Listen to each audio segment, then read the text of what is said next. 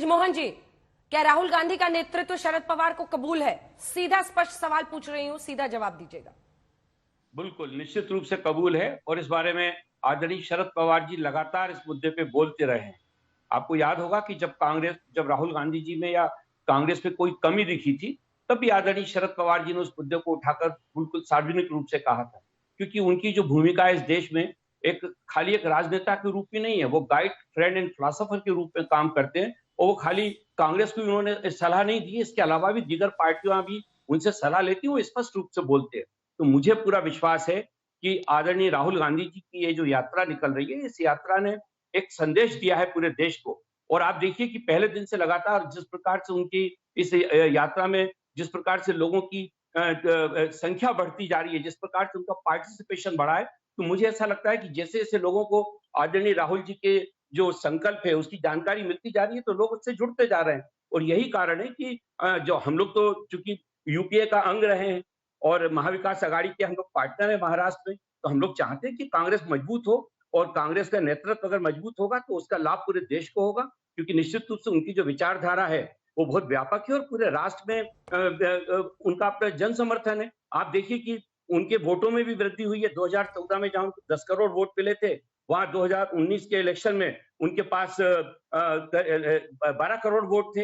तो इतनी बड़ी व्यापकता के साथ जो पार्टी जनता के बीच में काम कर रही हो, उसके साथ जुड़ के काम करना। और हम लोग चूंकि इस देश में नफरत की जो भाषा बोली जा रही है, जिस प्रकार से डर पैदा किया जा रहा है, जिस प्रकार से संवैधानिक संस्थाओं का दुरुपयोग किया जा रहा है, आप देखिए लगातार कोर्ट ऑर्डर कर रही है। अभी आईसीआईसी बैंक की जो मिसेस चंद्रा और उनके जो पति थे, उनके लिए सुप्रीम कोर्ट को कहना पड़ा कि गैर कानूनी तरीके से सीबीआई ने गिरफ्तार किया। यही बात हमारे आदरणीय संजय राउत जी और आदरणीय अनिल देशमुख जी के बारे में कहा गया है। तो जिस प्रकार से ये सारा हो रहा है, उसके खिलाफ आवाज उठाने के लिए हम सब लोगों को एकजुट होना पड़ेगा और इसमें आदरणीय शरद पवार जी की एक महत्वपूर्ण भूमिका, इससे कोई इनकार नहीं कर सकता। और ममता बनर्जी बनर्जी भी हैं, नीतीश कुमार जी भी हैं, आदरणीय अखिलेश जी भी हैं। मैं कह रहा हूँ ये सारे लोग, ठीक है शांतनु दा, ये सारे लोगों का अपना महत्व है, किसी के महत्व को नहीं नकारा जा सकता। शांतनु जी, आज आखिर क्या मजबूरी थी कि आपको सामने आकर ये कहना पड़ा कि शत्रुघ्न सिन्हा का राहुल गांधी की प्रशंसा करना उनका निजी बयान है? क्यों? नहीं, ये आपको मजबूरी लग रहा है, जो सच है हमने वही कहा है। हमने कहा है कि ये हमारा पार्टी का स्टैंड नहीं है, ये हमारा एमपी है शत्रुघ्न सिन्हा, अपना कैपेसिटी से बोले होंगे।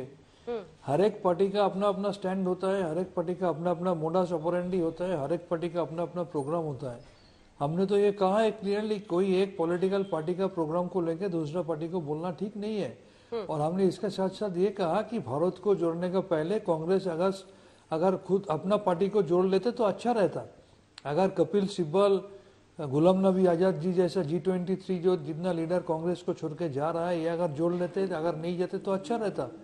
हमने ये कहा कि मध्य प्रदेश और गोवा जैसा जहाँ जहाँ पब्लिक मैंडेट मिला है गवर्नमेंट फॉर्म करने के लिए, वहाँ पर कांग्रेस एमएलए अगर बीजेपी में साथ बिक नहीं जाता वो अच्छा रहता। यही तो हमने किया। कहाँ है? आप एक बात बोलिए तो, जिस एक पार्टी का सीट है 215 और एक पार्टी का सीट है 0। अभी जब party having 0 seat is inviting the party having 215 seats, ये कैसे हो सकता है? और ये हमारा नेत्री ममता बनर्जी बहुत पहले कह चुकी है कि 2024 का इलेक्शन कोई प्राइम मिनिस्टरियल कैंडिडेट का चुनाव नहीं है, ये देश को आजादी देने का चुनाव है। ये बीजेपी को यहाँ से निकालने का चुनाव है। ये सब मिलकर लड़ना है। जिस जगह में जो पावरफुल है वो लड़ेगा बीजेपी से। फिर चुनाव के बाद आके जनता जनार्दन तैयार करेगी कि कौन पीएम बनेगी और कौन देश को लीड करेगी।